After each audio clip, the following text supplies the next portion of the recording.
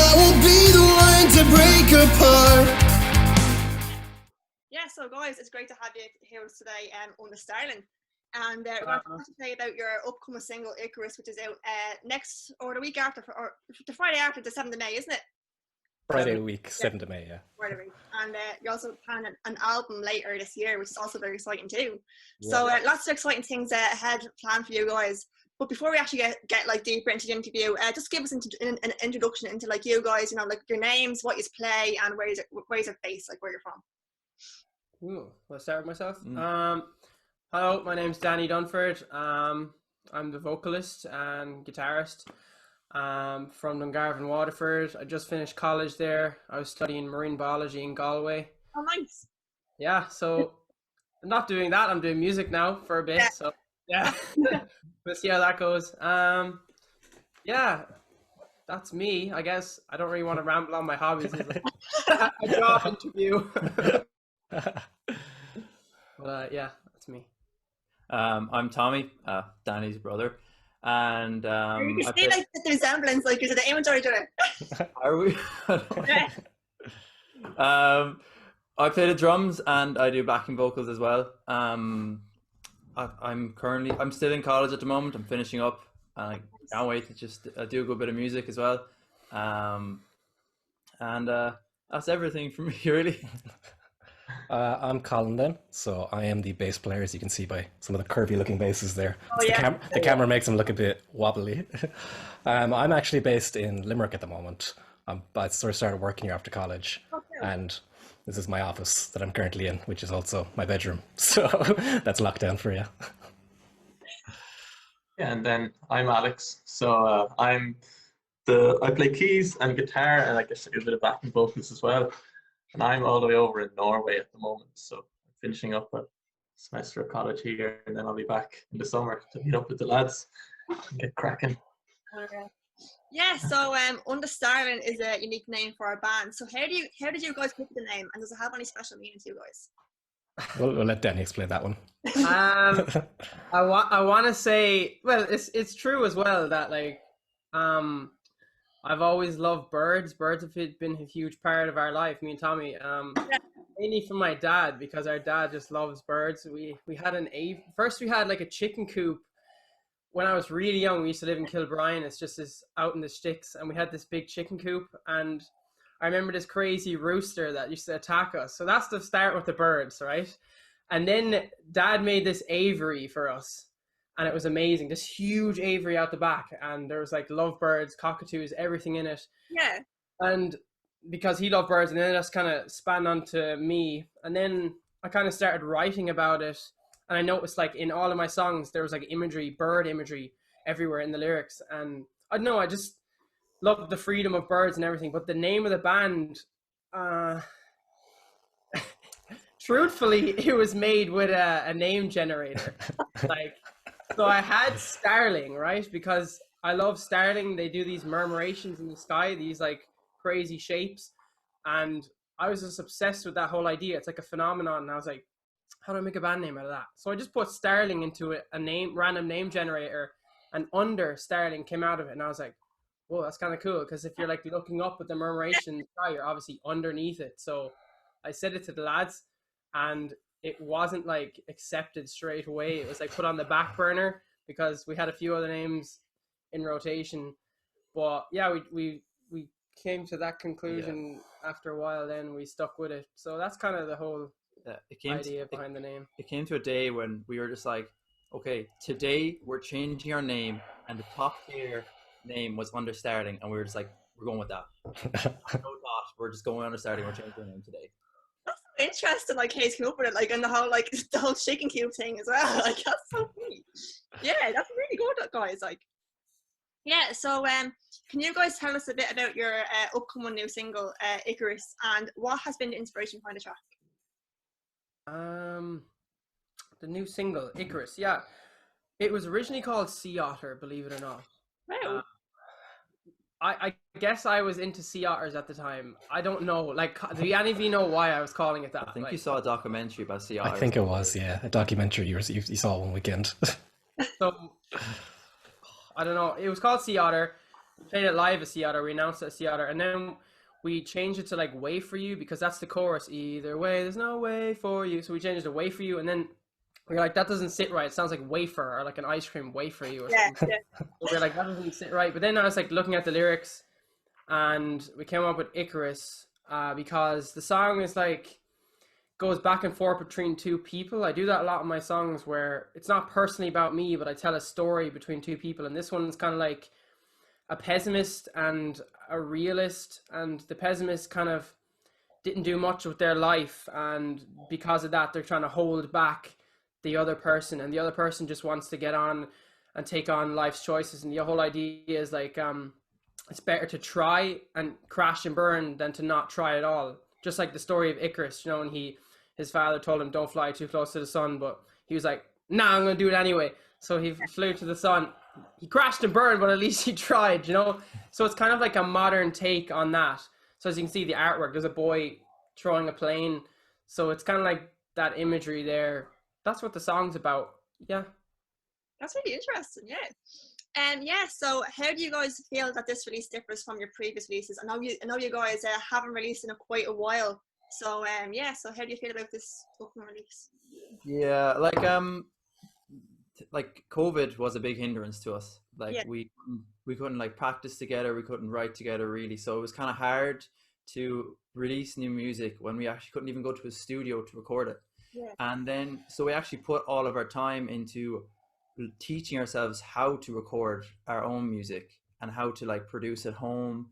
And we get a lot of help from a producer called Graham Byrne, which he does a lot of mixing for us in the background.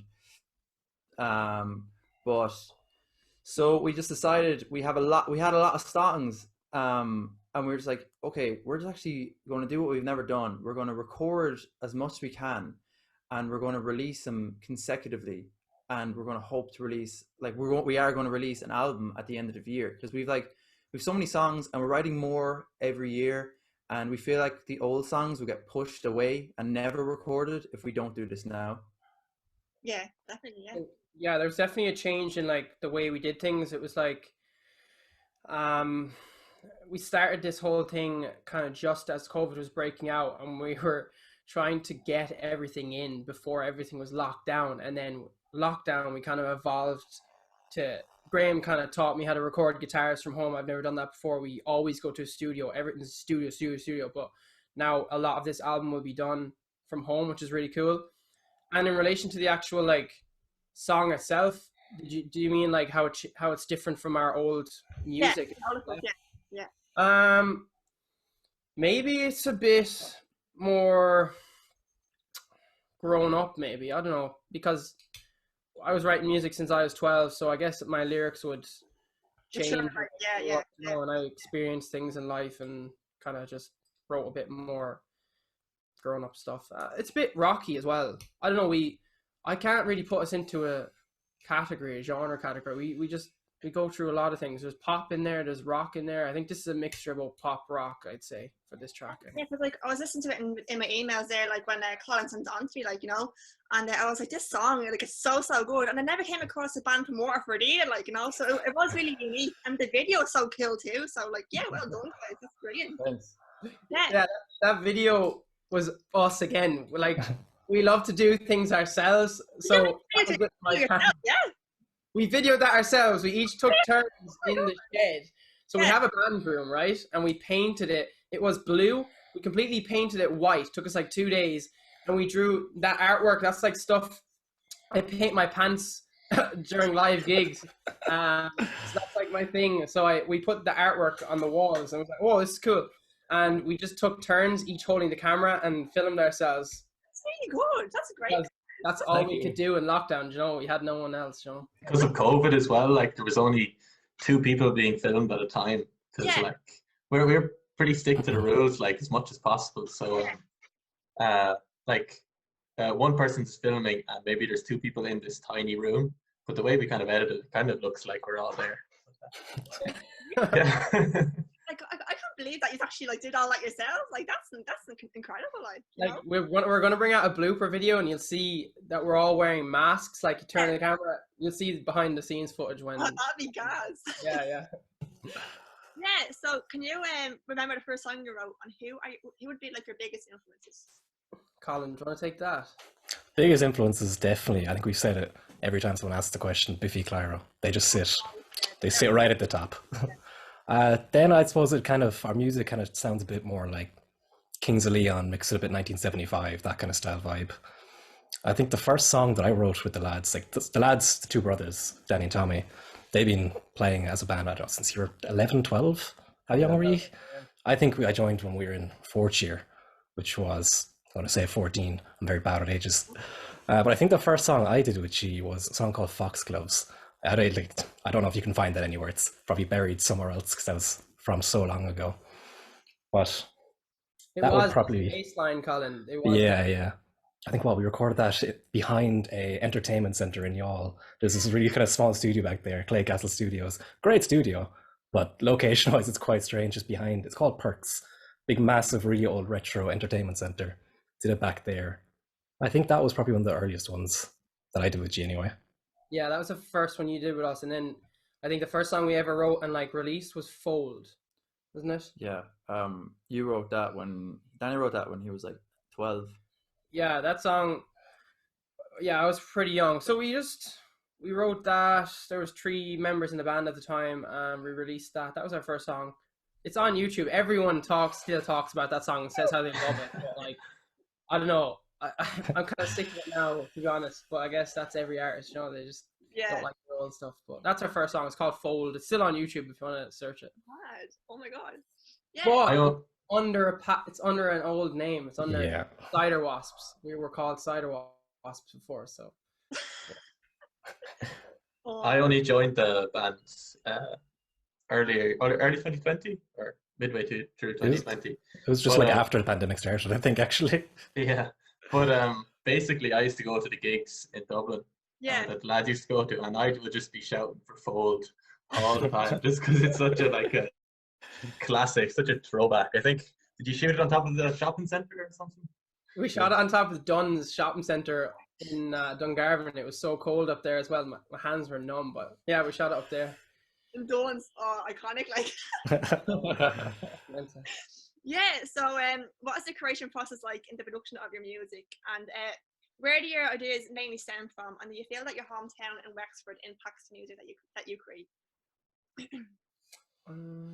Well, we have kind of 2 different techniques of writing music. Either one technique is where someone would bring an idea of a song to like us as a group. Like someone would be, oh lads, I have this idea of a song, and they like play a little lick and sing a little melody, and then we like build up on that, and then we'd like make a chorus for it, or if the chorus already made, we'd make a verse and a bridge, and then we'd create in band room. And it wouldn't always happen in one go. Some days it would happen like whole song would be written in one day, but then other days it would take weeks or even years before a song's fully done.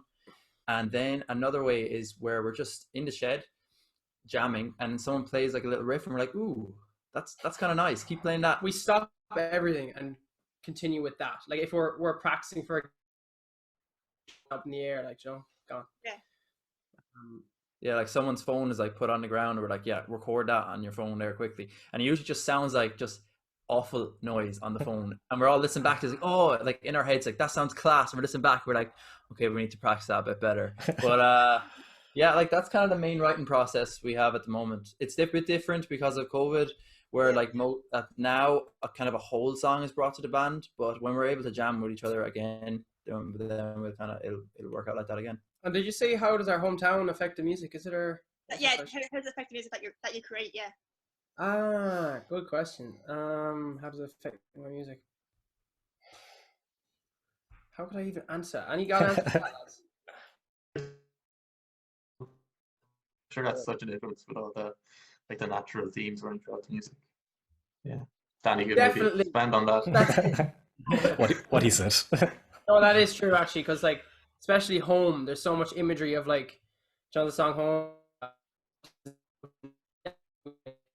We're adamant surfers and we love rock. We go have all those hobbies, so you'd see influences that stuff in our songs as well. So impact on the music, just the visual aspect of Waterford, I guess, is beautiful, especially Dungarvan, Yeah, no. Strably. I don't think I've ever been to Waterford though. I've been to Wexford though, but like I've heard of Dungarvan and no, people were raving about it down there. So no, I must give it a visit sometime so I can actually see it for myself in real life. Oh, Yeah. absolutely. There's a big greenway there as well now. It's lovely. It brings you through like all of the coasts and through all the rail tracks and stuff. It's really nice. Yeah, it actually brings you all the way into the city as well now, which is crazy. You can cycle all the way from Dungarvan to the city. Go on to the next question. So what is your favourite musical memory? And if you guys could invite 5 musicians dead or alive to dinner, who would they be? We all go say this separately, yeah? Try go first. Yeah. Okay, my favorite musical memory. We were talking about this last night. I think when we used to tour back before COVID, the sleeping arrangements after, we used to couch surf a lot because gigs ended up so late, and we'd either stay at Colin's house in Limerick, and it's just like he'd be upstairs in his room and then we'd be down. Like I'd be sleeping under the stairwell, not under the stairs like Harry Potter, but like just beside the stairs on like cushions or whatever. And Tommy and the lads would be on the couch, and it was just, those memories are hilarious from like how ridiculous it was. Like I remember a few lads burst through the door of Colin's house for an after party, and I was like just asleep there, and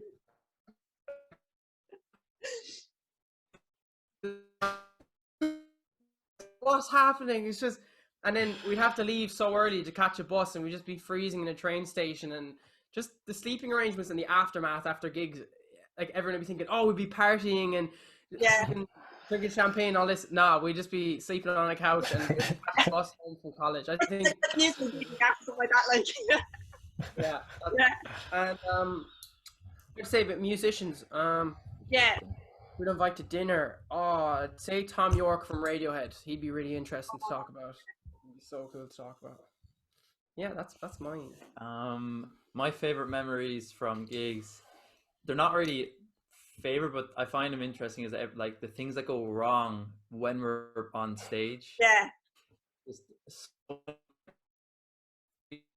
non-stop inconveniences whenever we're playing. Like, oh, we're on to the next song. We actually never brought the guitar for the next song, so that song doesn't get played anymore. Or an amp, like we played a gig in Galway where we were just about to go into our last song, and it was like the first time we ever played this song live, and Danny's amp just decided to just give away, just blew up on stage. Oh my god, what the hell? There was no big explosion now, it was just a lot of static noise, but and Dylan as well. And then like Danny has a friend called Dylan, and shout out Dylan Foot. But sometimes he's come on stage to like hype up the crowd, but also fall back and destroy my drum kit at the same time. But like 3 times, I swear to God. Many times. Oh my god. They're kind of my favorite memories. And who would I invite to dinner? I'd have to invite Dave Grohl from Foo Fighters to dinner. Yeah. Also had to bring him. A legend, like, absolute legend. Yeah. Mannerly as well, even though he's like crazy, he'd be mannerly. Yeah, he definitely. Such a polite man, yeah. He comes across so sound as well, like, you know. Like they actually played at RDS there in Dublin like a few years ago. I think it was like 2 years ago now. And oh my god, that gig was top tier. Yeah. Yeah, we saw them. I think it was Slane. Slane Castle. That was the last time we saw them. Yeah. That was I wasn't there at that one, but I'll say that one was great. Yeah, like when he came on stage, I was like, this guy actually exists. He's like God, like he's ridiculous. It's crazy. He really is. He's so talented, like it's unbelievable. I suppose, I'd say my favourite memory then, if to go back to that, would be we played a gig there in Galway. I think it was nearly 3 years ago at this stage. Jeez, it's a while back. In the Loft. It was one of our biggest kind of sellout shows. Like we don't usually charge on the door too often because, you know, we're kind of still kind of small enough a couple of years back, so we didn't want to. We wanted to get as many people in the door as we possibly could. But this one, you're like, okay, we're going to go all out, put on a proper show. It's a huge venue, the Loft. I don't know if you know yourself, but I think it's quite a nice spot, big capacity, big massive stage. So intimidating at first, seeing all the empty space and all that at first. But I think what made that show stand out the most is it's by far the most amount of tickets we've ever sold for a show. Like I think we sold over 200 on the door that night, along with plenty of people buying all our merch. Like that was, for us, mind blowing. That's just kind of like being on stage, hearing people dancing along, singing along to all the songs, singing back the lyrics. That was crazy. That's definitely one of the best gigging moments you could actually get. For a musician for dinner, I'm gonna go with Maynard James Keenan. I don't know if that name sounds familiar to anyone. He's the front man for Tool. The man is an absolute nutcase, but he would definitely bring some interesting. That's on you. I definitely want to hear some crazy stories this man has. Beautiful voice. Oh, so good. And well, like I'm the newbie to the band, so I don't have as much I don't have as much gigging experience with the lads. But during the summer we did like this online series. We kind of learned how to stream playing gigs, and like most of the time it would be just me and Danny because we were down at Wexford. Yeah. But a couple of times we had the full band there, and like there was a lot of setup to it. So we'd have maybe a weekend and the Friday afternoon to set up and rehearse like these 4 or 5 songs. And I think we spent the whole weekend up until like 20 minutes before we were going live, like setting up all the like technical stuff. And we had like 20 minutes to rehearse these songs that we'd never played. So maybe we had a run through of each song. And like we were like, this won't go well. I think like we should maybe call this off or something. But like we went live and we kind of smashed it. Like we played everything perfectly. And then at the end we were just like, that's not healthy, lads. We can't be this unprepared for things, you know. This is a bad habit to get into, like getting things so right with such little practice. But that was good crack, and like, you know, learning all the things as we went along. Remember that gig, Alex, where the broadband just didn't work, and we played a perfect gig, and we were just pixels. It was a Hot Chip song, I think. We played a cover. Yeah, Ready for the Floor. No, One Life Stand. One Life Stand. Yeah, but like it was really complicated. I was playing like 2 or 3 different parts. Danny was playing. Were you playing stuff with your feet on the drums and singing and playing guitar? Yeah, you split the keyboard in half to play the things, didn't you? Yeah. And I had a loop going and some drum thing. Like I have this Boss loop pedal. Yeah, what I was trying to say, it was really complicated, and we nailed it, and we were like, yeah, at the end of it. And everyone messaging us was like, yeah, we couldn't see or hear you at all. So yeah, it's a steep learning curve, but it was. Yeah. And so Alex, who would be like your favorite musician for dinner? Oh yeah, I think, well, for me it's definitely Ben Howard would be my favorite musician. Like, and his new album and stuff is just insane. Yeah. So he'd be my one to bring. I don't know, at dinner, I'd love to pick his brain, you know.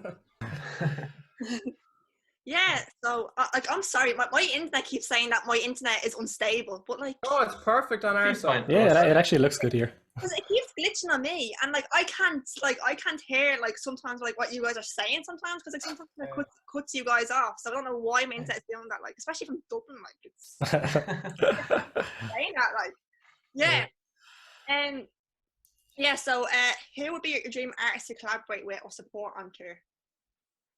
Ooh, I definitely like to collaborate with a female artist on like a, do you know, one of those back and forth, a duet song. I'd love to collaborate.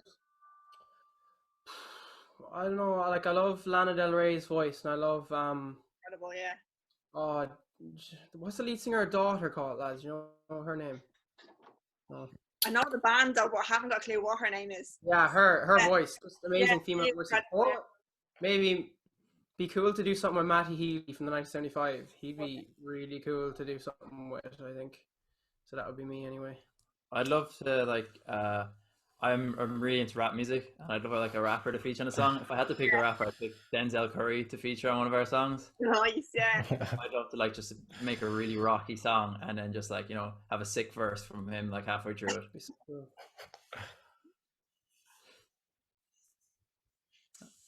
What about the rest of you guys? Yeah. There's a band, not a Waterford band. They're from, I think, Wexford or Wicklow. They disbanded there a couple of years back after bringing out an amazing album. They're called Enemies. They would be insanely great to collaborate. They're really kind of really lo-fi, chill kind of vibe throughout the whole album. But like their music is just, it's beautiful. There's no better way to put it than just, it's flat out. It's beautiful music. Colin, are they math rock? Their genre. Yeah, they're very technical. Like their timing is they've really strange time signatures, different key changes all over the place. I think they're kind of like math rock. Yeah, That's like the only band I can actually classify in that genre. Yeah. They're amazing. For me, I think it would be Aaron Dessner from The National. Oh yeah. Yeah, like he's just amazing, and like he worked on Taylor Swift's most recent albums, Ben Howard's. Yeah.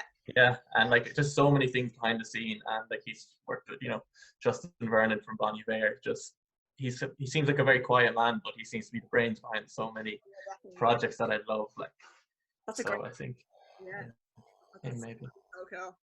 Yeah. I think we can all agree that like a support of Biffy Clyro. Oh yeah. was That'd be. Clyro, 100%. we would just love it.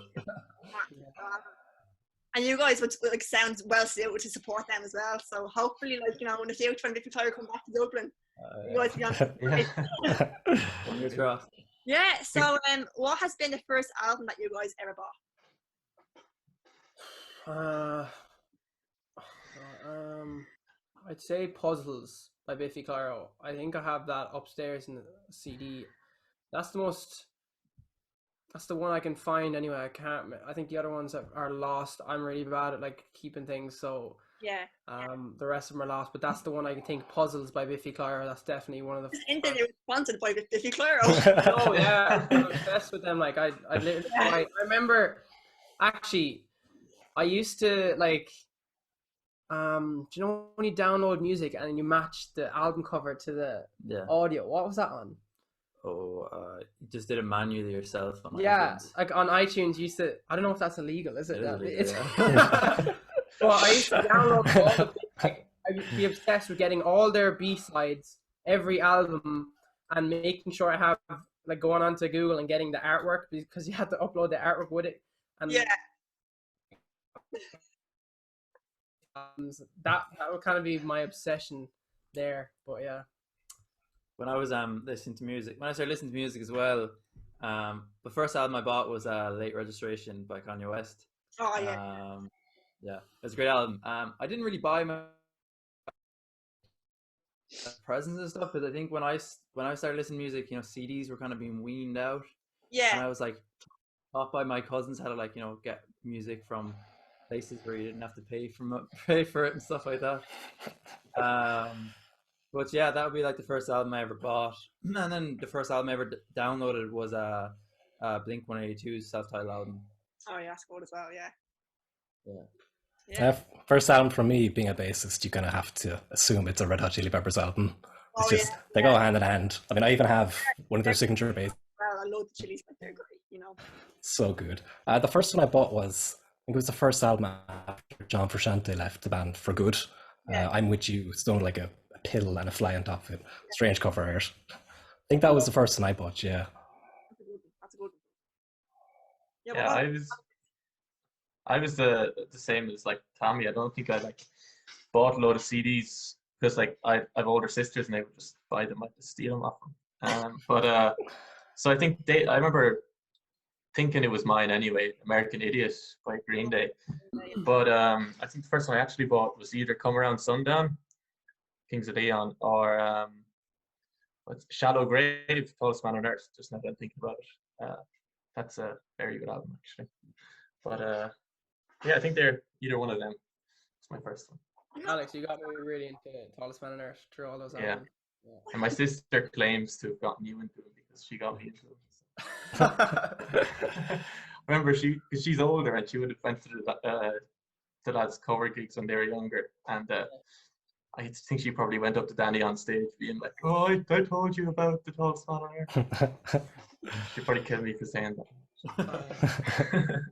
No, I was like, I think my first album was like one of those pop princess ones, or like I also got the Bob the Builder soundtrack when I was like 5. I went to like a big massive like Avril Lavigne phase too, so like that's been like one of my first albums. Yeah.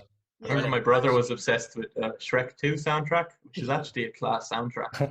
Oh, you told me this story, Alex, and and like he had it on his little MP3 player thing, and he used to just listen to it on repeat. And be like, "What are you listening to?" And he's like, Shrek 2 soundtrack, obviously. Did you like ban him from that, or he show the movie or someone does? Oh, did you? Tell me? That's me. Oh, I used to be obsessed with Shrek, the first one, and I used to show it to everyone who came into the house. And eventually, like, I showed it to too many people, and I was banned from watching it. Like, they took the video off me, because I just, like, anyone who came into the house, like, take them by the hand, sit them down on the couch, make them watch it. Yeah. Thanks, Danny. sorry. Yeah, sorry.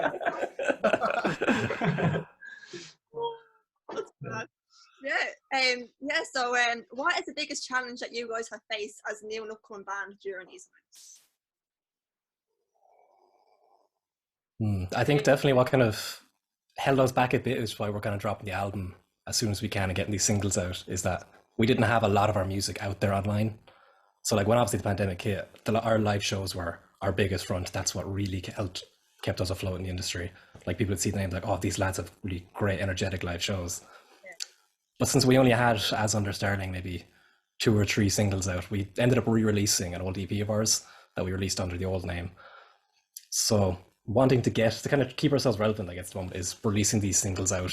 We were going to originally wait till after the pandemic, but it just kept going and it doesn't look like it's stopping. So we were like, let's... Yeah. So like, let's just ride that wave. Let's roll with it. That's why we started doing all this remote learning, recording from home, collaborating together digitally, and just trying to get as much kind of music out there as we could online. I think another difficult thing as well was only recently, Tommy's only home now. He was living in Galway doing his masters, so that meant everyone was apart from each other. So there was no like personal thing, and it was everything was online. So decisions were online, like ideas being brought to the band were online, and there's a lot of miscommunication when it comes to online. Like arguments can start so easy in group chats, just by one text. So I think, I don't know, I guess I work better with people, with the rest of the band, I think. But I guess we have to adapt to that, Yeah, so what message do you want your fans to take away with them when they listen to your new single? Fly to the sun. Don't ever stop. I guess, yeah, try. Don't not try in life. Try your best. Do what makes you happy. That's basically what the single's about. Don't let anyone tell you can't do something. What do you got to lose? Like that's kind of the message. Don't be afraid to like try new things or go for your goals, because like even if you fail, you can still say you tried, and that's more than a lot of people can say. Yeah. And like I think people kind of like need to hear something like that, especially like during these times where like I think like everyone's kind of suffering a little bit with mental health, and like sometimes people might think that like oh, like this pandemic has hit me so hard, but like even like myself personally in the past year, like I've been going through so much, like and I just finished my degree last year in DCU, and like I was like looking for jobs left, right and centre, and I only just got a decent job that I actually enjoy recently. So like like the whole like meaning of like trying, not giving up, like that's a really thing. It's really good, and it's something that people need to hear. It definitely is tough for people like now, like because people think they're just caught in this continuous loop. Yeah. Like it'll never end, but like I know. Yeah. It's gonna end. It's gonna end time. Yeah, definitely. We have to keep like each other up, but like just keep going through it together. And no, we will get to the end of this whole pandemic. Like especially with the vaccine rollout now, like it seems to be. It still seems to be going slow, but but no, we will get to the end of it. Hopefully, yeah. Yeah, there's light. There's light at the end of the tunnel, definitely. There's always light at the end of any tunnel. Yeah. Yeah. So what has been your go-to song to distract yourself during hard times over lockdown? I've been listening to The Weeknd's new album a lot. I love it. Yeah. It's incredible. Like all the songs on that, and that's kind of different to what I usually listen to. I was binging the 1975's new album there. It was a Notes on a Conditional Form. I think that's their most recent one. I was binging that for a while, and then moved on to The Weeknd. And then Justin Bieber's new album's not that bad either. It's just kind of... I actually do like his new album. Like, I was never much of a fan of his stuff, but his new album actually is quite of a banger. Like, yeah, I think people need to stop living in 2012 and give him shit. baby. I think he's growing as an artist and a person. I think so. Not that bad of an album. I thought it was pretty good. So yeah, kind of the new stuff, kind of the weekend. Yeah, bit poppy stuff, but that's what I'm listening to. Like, no, I'm not gonna lie and say this. No. I'd usually want to listen to a lot of rap music, but when it came to I love rock music as well. Rap and rock, we kind of do my two main genres that I listen to. But when it came to COVID, I kind of like I had more time on my hands, and I listened to a lot more music that I usually wouldn't. And I kind of came across like, you know, that like kind of artists like Mac DeMarco and Gus Dapperton and all that kind of like alternative pop music. And it really like it helped me kind of, it's kind of chill vibes, and there's no like hype in it, or I can just like, you know, sit down and relax to it and stuff like that. Like a song that I listened to a good bit during all lockdown would be like My Favorite Fish by Gus Dapperton. It's a very nice song, and I kind of only discovered him during that, and he released a good few albums during the last 2 years, so it was nice as well. That's kind of for me anyway. I wouldn't say I have like a specific song myself. Like I've been kind of more so getting the idea of just rotating through albums, consuming as many albums as I can. Genre-wise, it kind of does shift around. Like I'd be like Tommy, you know, I'd listen to a good bit of kind of rap, push a bit more on the kind of heavier side. Like an album I've had on repeat for a good while is Slipknot's latest one. So it shows quite one extreme, and then you go back to that band Enemies, quite chill. Then another one is, I found an artist called Little Sims. She's a female rapper, I think, from the UK. She got an album called Still in Wonderland. There's a good few songs off of that I know I'd say on my Spotify Unwrapped comes at the end of the year, that's just going to be sitting right at the top with like too many plays. That is Picture Perfect, if my memory recalls me great. That'll definitely be sitting at the top. Nice. Myself then, yeah, I'm the same as Colin. A lot of albums just on repeat. A lot of different albums. I mean, and there was a lot of good albums released this year, despite the pandemic. Like everything released one at the end of the summer, last summer. That's such a good album. I love it. I think they have another one on the way as well. Kings of Leon, a recent one. Ben Howard. Love their new one. Yeah, but actually, I think maybe Fontaine's new album. Oh yeah. That, yeah, it was. I think it was just as the pandemic hit that was released. But that's such a good album, and they're doing well as well. Oh yeah, they're very inspirational to like, you know, a rock band in Ireland. You know. Yeah, back in Dublin doing so well as well. Like, you know, it's great that like, you know, we have someone like that like representing like the music scene here as well. So like, hopefully a lot more bands can follow that too. Like, you know, it'd be brilliant. Yeah.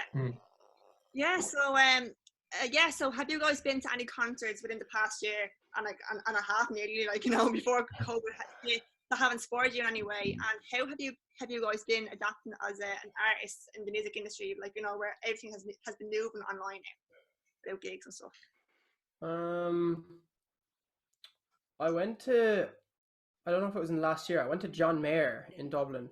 That was fairly recent. That was in the last year and a half, I think. Yeah. He was incredible. Like, his confidence on stage is just like, he doesn't even think twice about what he's doing. It's just second nature to him.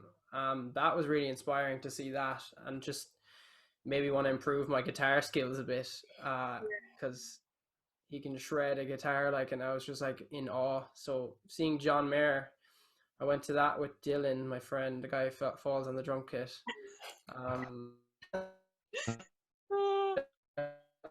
A year and a half, can't remember. I saw a good few bands during just up until when COVID hit in, was it March or May last year? Yeah. When the full lockdown came. I went to see Polyphia, a very good instrumental band. They were like, we saw them in Dublin. And incredible. They were incredible. The hype they brought to the show and the absolute like energy they had on stage, and their crowd interaction. They like to include everyone. Yeah, like halfway through the show, the venue actually cut their sound off, and Yeah, because they were getting everyone to like everyone. They're in everyone to crowd surf. Yeah, I was on stage like. That's not real. Oh my gosh. Safely, but And they don't have a singer, like, so that's impressive to keep everyone, That is you really know, without. and then halfway through the sound was cut, and then rather than like being okay, we just need to calm down a bit, they were like, we are going to get everyone crowd surfing until it's so unsafe that they have to put the music back on again, Yeah, that was ridiculous. Oh my god. and that worked surprisingly. That sounds so cool though. Yeah, but that was my inspirational gig before lockdown. That sounds good. That sounds good. I think the last concert I was at was February with Danny and Tommy. Again, is where that Slipknot album comes from. So Slipknot came to Dublin, they were touring. I went there. Like, I wouldn't exactly say it was probably the most inspiring in a sense, but it was a fantastic gig. Yeah. Partially because I had to only listen to it because, like, I wear glasses. Slipknot are a heavy band. I couldn't risk having these on during being in the mosh pits, being right up front, because we wanted to get right in the center, which we did. So I had to put these in my pocket, try to keep look around what's in front of me, and that's all I could see. The amount of that was me. The amount of times I got lost and I was just kind of surfing through people trying to find the lads. I think We lost I like was- 10 times. I was on my own for like, I think half an hour at one point. I ended up helping some dude who fainted and got like nearly knocked out. Just brought him back to the start, ran back to the center. Oh my god. In terms of adapting online, then to bring it to that point, definitely going to sound like a pure fan club here. Biffy Clyro did a virtual gig online through YouTube, bought tickets to that. And that's kind of what, Yeah. that's kind of what inspired us to kind of get into those simulation sessions, these live streams we did during the summer, to kind of put our foot in the door saying, okay, everything is turning to digital online. We got to get on that train. So like our simulation sessions, looking back in them, they were good towards the end, the quality started picking up a lot more noticeably. But I feel like we could deliver so much more now, which we will in time. Stay tuned. How about you, Alex? Gigs. I went to a few gigs before lockdown went down. I saw, I think, Hosier just before Christmas Oh, no, in Three Arena, which, like, it was very.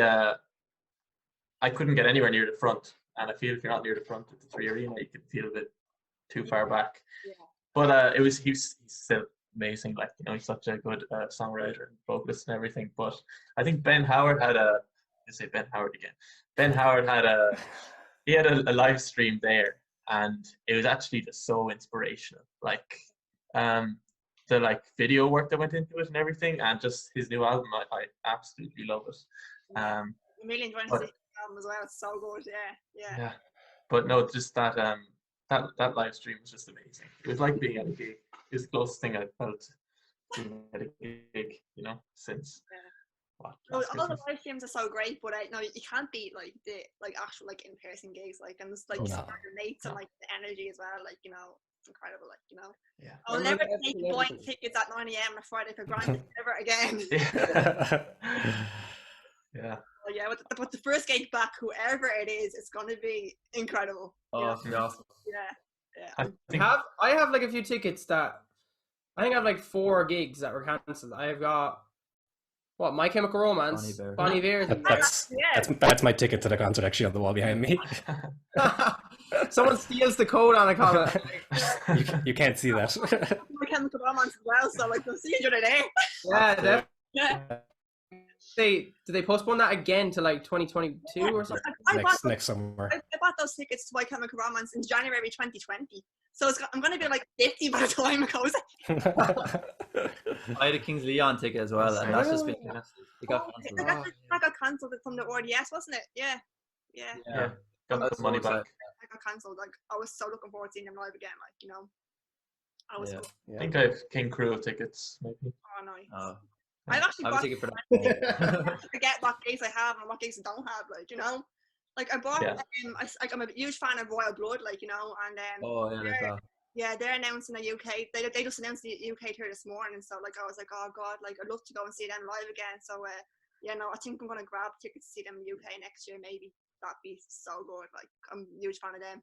I'm always fascinated with how he He's a bassist, isn't he? Is that a Yeah. bassist and a drummer? He's a bass and drums, but he has a special effects pedal. I think it's Yeah. like an octave or with a distortion that just you can get some insane sounds out of. Like they sound like a full band with 2 people. That's what I'm. Yeah, fascinated by. They're incredible. Like. they're so amazing. Like I am like a massive fan of Royal Blood, so like all my Instagram stories are like Royal Blood, Royal Blood, Royal Blood. No, they're so good. They're amazing. I'm so obsessed with that band. Like it's ridiculous. But yeah, no, let's get the other question up here. Hang on. Yeah, so is there any advice that you guys like to give to musicians starting out? Because I know you guys are starting out yourselves, but like, is there any advice or like insights that you would like to give to anyone watching this? Don't. No, definitely do. I'm joking. I think we have different opinions on this. I think you should keep writing and like. There's bands there that have music in the oven, and they're like, oh. We'll wait till we do a better recording. We'll wait till we do a better song or whatever. I think you should just release whatever you got and keep releasing it, because eventually something will stick to the wall, as they say. That's what I think. Yeah. From our own experience, like it's hard to get for a song to get like attention, I think, because there's just the market's so saturated. So the more you fire at it, the more chance you'll get of someone liking your music, because there's not everyone liking music, but you'll find your niche then if you keep at it. So I think just keep releasing as much as you got as often as you can. Really, that's my advice. I think we only came to the kind of realization recently that, like, if you're starting off as a band, I agree, yeah, release as much music as you can. But I think it's 50% the music release and 50% how much effort you put into promoting it. Yeah. Promotion is so important, especially these days where there's so many bands, and like in the case of record labels, it's not the case where, you know, a record label will bring you from the ground up anymore. They want the polished. They want the band ready to be worldwide. So you got to be ready for that. They want the million streams on Spotify. That's what they want, like, Joe. Yeah. No, so it's kind of that kind of world where you have to teach yourself. And obviously there will be bands who will release a song and it will be amazing, and that song alone will do it for them. But for a lot of other people, it won't be that case, and there'll be a grind for a long time. But if you keep it up and, you know, you're writing decent songs or songs that like a lot of people would like, or you like yourself, I think there is a light and you will get there in the end, you know. Definitely, yeah, definitely.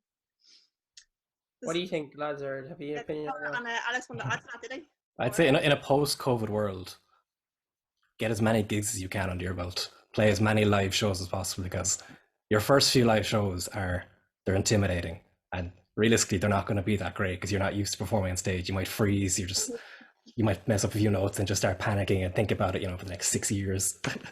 But, you know, get that experience as much as you can, because you're going to be constantly working with different sound engineers the whole time, getting used to different setups, making your whole setup, all the drums, bass, amps and all that in small spaces, large spaces. You need to know how to make everything fit. Like, we've played gigs that are, I don't know, you can't even see the size of my room, but this space, you can see my kind of size frame. So you have to be able to adapt to all that kind of stuff. Colin, was that a reference to Drop 9? It was a reference to Drop 9, yes. That's an inside joke we have. You can explain it if you want. Oh, it was a gig we played in, because it was a battle of the bands in the main bar, the college bar up in Galway. I think it was, I don't know where was it, the finals of it, or we're like the last act to go up or whatever. And it was, everything was going grand. I think we played 1 or 2 songs, and I had to switch bass because of a different tuning. I picked it up and I was like, in my head, I thought I had everything prepared right. I did not have everything prepared right. Went up, we started playing a cover, whatever the song was. I went to hit the first note and it just sounded like, I'm not gonna, yeah, it sounded like ass. My A string was tuned down to like a low C, and I didn't know what was after happening. I stopped and just froze and was like, what is going on? Went to plug into my tuner wasn't working, and I was like, oh dear God. Forevermore, that tuning is called Drop 9. Drop 9 tuning. We should call it, that'd be a good name for a song, actually, Drop 9. That'd be such Drop cool. 9. I think what makes that one sting the most is that we were told afterwards that if that hadn't happened, we would have won. Oh God. It's just like, that stings. That's it with you. For that, Colin, or do we Which now? eat you for that? No, I think we you know, and I ate myself. But eventually we're gonna get happens. It's just it's part of the road. Like we've had so many technical hiccups happen on the road. They just happen. You gotta learn to roll with them. Yeah, there you go. Yeah, so we have like 3 questions left, guys. So like after these 3 questions, I can let you go and enjoy the rest of your project. This is fun. I'm enjoying this. Yeah. So what have you guys been? Actually, sorry, this is actually the question before. Yeah. So what are you guys looking forward to the most when lockdown ends? I think our answer is the same across the board. Just jamming. Being Jam. able to like meet up. Like since Alex joined the band, we haven't had a full practice session. Like I think you've had like 1 or 2 practice sessions with Tommy and Danny before, since I was stuck here in Limerick. But I haven't had a chance to jam as a full band like yet. So that's definitely the biggest thing I'm most looking forward to. We had practice sessions like just preparing for the live streams or preparing for that gig that owns. But apart from that, yeah, we haven't been able to just do anything creative. I think we're planning on moving in together as well in September, so that's exciting. That is Looking exciting. forward to. Yeah. Pretty good, So, yeah.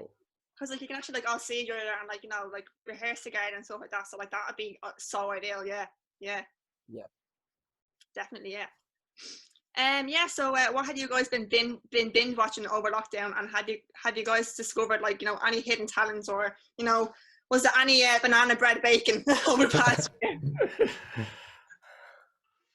I guess I got into fitness a lot over lockdown. Just to keep my mind active. I was kind of just doing circuit training and calisthenics and running, and that kind of changed my diet up. Like I feel great and stuff, but on Saturdays I go ham because I get 1 cheat day a week. Yeah. And we make cheesecake, we make, oh my God, brownies, cookies, and then for dinner it's like fried chicken burgers or beef burgers, and I have 2 of them, loads of chips. I just go absolute to the walls on the Saturday. So I think my cooking skills has improved there a bit. It's actually disgusting what he eats on Saturday. Oh, If we have a call on a Saturday though, Danny's always much happier. Always much happier than he is during the week. You'll notice the difference. but as opposed to watching, see the difference in Danny then. yeah, because it's Friday now. I'm looking forward to tomorrow. I'm happy. But in relation to shows, I'm not really one for binging shows. I'm trying to think. I love movies though. Horror movies are like thrive on horror movies. Like Robert Edgar's, I think his The Lighthouse, that was incredible. Or Midsummer, Hereditary, those movies. I just love psychological horrors. So that'd be my kind of niche. And skill wise, I think freediving would be a new one for me. My friend in Galway kind of taught me before I left. Basically, me and Alex go down to Elephant Rock. It's this spot just kind of, where is that? It's Ballyvoyle Cove, is it? Yeah, between Scrabbley and McGarden, these would be names you won't know now, but like yeah, it's just this rock that looks like an elephant from the distance. But it's class. You can jump off cliffs and you can dive there and everything. Yeah, so we do free diving there like literally every week, and free diving is just where you kind of try and go as deep as you can on one breath, and brilliant. That's kind of For a lot of lockdown, actually for all of COVID, I've been doing a master's. It was only supposed to be like 12 months long, but it's been extended twice because of it's lab based, so I have to be in the lab to do it, but I wasn't able to be. Yeah. So that's supposed to be finishing up in like June. I can't wait. It wasn't for that, yeah. Yeah, it'll just be nice to finish it up. But so I like skill wise, I can't really say. I've been putting a lot of time into working in college, so I didn't have a lot of time to develop any skills. And I still do exercise now and again. And then binge watching, I watch a lot of like the Marvel movies and the Marvel TV shows that come out on Disney. Disney Plus, that's everyone's go-to now, isn't it? Yeah, absolutely. Star Wars and like Marvel news and all that. That's coming on to it's class. Yeah, no, that's kind of what I'd be watching during lockdown anyway. Like, I feel like I've got the polar opposite story to Danny. Then I might have that might be fitness equipment in the corner there, but I think I've used it maybe 5 or 6 times. Dips there. Do a few dips. I hate them. That wouldn't look pretty. But I've spent a lot of time on the couch binge watching. I've, like Tommy, gone through all the Marvels, gone through all the films. Danny's mentioning Midsummer, Hereditary. I just finished up watching the MonsterVerse, Godzilla, King Kong, all those ones. Like the biggest one I got through were the animated Star Wars series, the Clone Wars.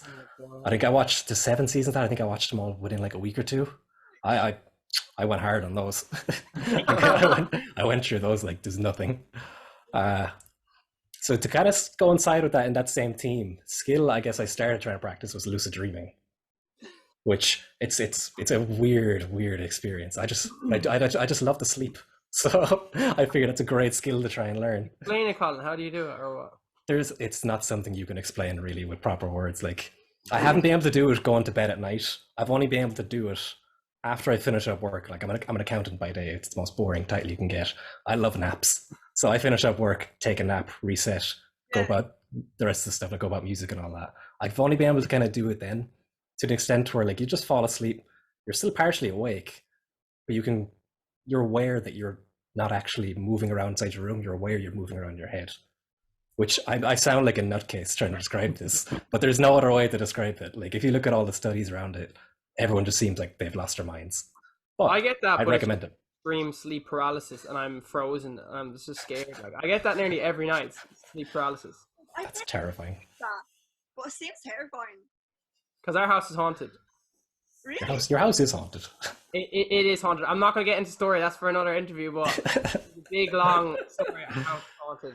I'll tell you that now. That's all I'll say. Oh, that's weird. Oh my god. Myself then, what I would do? Skills. Same as Danny. We used to like during the summer. Last summer we used to go kayaking, free diving and stuff, and Yeah. got much better at that. And like the weather was good, and we were in such a good location. It was just lucky for us. And then, but actually, like a lot of the technical side to music, like recording, all this streaming and stuff as well. Like got much better at that. Binge watching then. I see when I watch things, I tend to watch the same things over and over again, like Peep Show, just like comedies like that. I'll just watch them on repeat, even though I've seen the episodes like 5 times. I'll just keep on watching. See their gas. Yeah, Nice. that's Nice. me. No lucid dreaming for me. Yes. Yeah, Yeah. Yes. yeah. Yeah. So guys, what does the future have in store for Starling? And what's next for you guys? Like any specific goals that you'd like to achieve? World domination. Yeah. Definitely, for sure. Yeah. We've a lot in the pipelines, to be fair. Like with the album, I guess this is the first time we've actually properly addressed the album. Like when we dropped the first post on social media about Icarus there the other day, that was the very first public mention of the album. Before that, we've known about it for about like a year now, all being completely hush. But that's out on the table now. The album. That'll probably get leaked. That's definitely by accident, actually. you did, yeah. I won't say the website because the song's not out yet. But there is a website out there, and if you find it, the video and the song is up on it for everyone watching. The newspaper. Have a look there, you might find it, lads. It's somewhere around. And the newspaper as well, Donny. Oh God, I don't even want to say that because like. Or you shouldn't say the name. Oh, Yeah. oh God. Yeah. But our plans, yeah, the biggest plan is the album, moving in together, and from just try and get back to gigging as much as possible. We're definitely going to experiment a lot with live streams, see how we can kind of do our best live stream concerts from home, like get full multi-camera setups, get really kind of good at getting the technical sound aspect of that done. That's definitely on that. Getting more festivals as well, because we thrive Yeah. live. Like we've like really polished up our live show. It's like a big act now. Like, you know, I put on this persona, so I show when I go live, and I love just the energy and getting people hyped up. But like, we haven't played a festival since like Bear in the Woods, I think. We played Independence one year. That was absolutely crazy. So just getting Yeah. festivals, that's kind of on the goal list, isn't it, lads? like the main thing Yeah. with our live shows, it was when we were like starting out, we kind of write, like as we were saying, we can't really pin ourselves to a genre. We're not saying that just be like, you know, alternative, but like we kind of just write songs how we feel on the day. Like sometimes they're really heavy, or sometimes we're really soft, or like electronic, but we never kind of like tailor the show to go like, so we like, when we were younger, to be like a soft song, but then randomly a heavy song. Then like after a heavy song, everybody hyped up, but then we play a soft song again. So we like write set lists now to like, you know, hype everyone up, and then have like a ridiculously explosive ending, and then we like play one soft song to calm everyone down at the very end. But like we think like we've kind of solidified our live shows, and we play like a really hypey cover song as well. We give them a treat, fans a treat, like, you know. We play like, what do we play, like Black Skinhead or XXXTentacion. We play like a really out of park song for Killing us. in the Name as well. Killing in the Name, Yeah. Rage Against the Machine, just a really crazy song. And yeah, we love just getting people to bounce off the walls. You know, that's we got a few gigs shut down actually from mosh pitting in Limerick. I think the bouncer like really threatened. Yeah, I don't. Yeah, you can probably say it. You know, we're probably not going to be playing the Stables Bar anytime soon. That's all we can say in Limerick. That's a no-go. Bouncer, if you're watching this, we're coming back and we're gonna mosh again. So yeah, he stopped us from moshing, and he really like gave us a warning, didn't he, Colin? He was like, "We're shutting it all down if you get people moshing again." Like, yeah, they definitely couldn't do it, but they were like threatening to shut down all live gigs in that little in the smoking area of the Stables, and we're like, "No, you can't do that."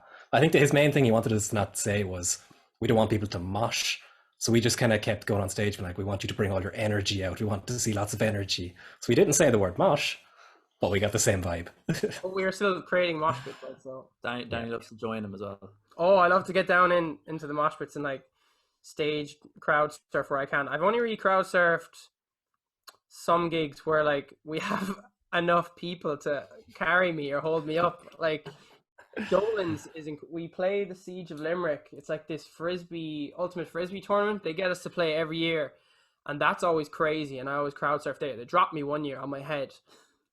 Pick me back up. But yeah, crowd surfing. I love doing that. Yeah. Oh, that like your gig sounds so class. Like I don't know how I haven't been to one already.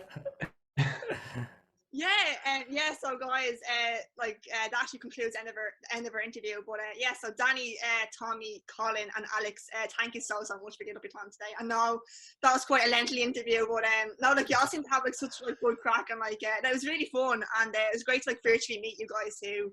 And yeah, no, thank you so much, and yeah, like hopefully you know, like towards the end of the year, or hopefully next year, we can probably like, you know, all meet in person at a live show. Yeah. Yeah, have the crack, a few points, mosh pits as well. Yeah. For sure. Yeah. Thanks for taking the time to interview us. Actually, It's not problem at all. It's a pleasure to have you guys, and best of luck with the single and the album later in the year, and like whatever you guys, like whatever else you guys are planning on all the live things too. So no, I'll let you go now and have some points, open a few cans in the sun.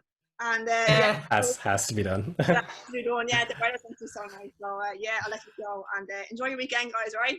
Brilliant. Thank you very much. Bye. Thanks so much. Have a good one. You too. Water clears. Every choice you take is of your heart.